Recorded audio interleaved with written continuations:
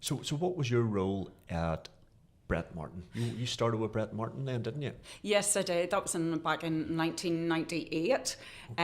So that was really my first introduction into the construction industry, and my role there was in export sales and marketing. So I looked after all the sales for the company throughout the whole American continent, so right from Canada right down to Chile.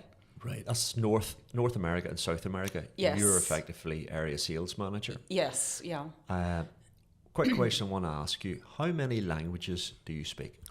Well, I speak 5 fluently and then smatterings of others. Right. So 5? So what are the 5 languages? So there are French, Spanish, Italian, Portuguese and English, of course.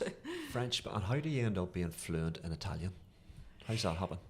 So I actually did my postgrad in languages and business. So I picked up Italian at that stage. I had a degree in French and Spanish and business, and then went on and did Italian. Right. And then I picked up Portuguese when I was working for Brett Martin, because I spent a lot of time on the ground in North and South America, and I was travelling to Brazil maybe 6 times a year. Right. And of course dealing with our Brazilian customers day to day on the phone. And I could understand what people said in Portuguese, but I couldn't reply back. So the company actually paid for someone to come in and teach me Portuguese. So it took me about 8 weeks to pick it up. Right. But I think when you have the languages, I know that English is the language of business, but I always say it depends on whether you're buying or selling.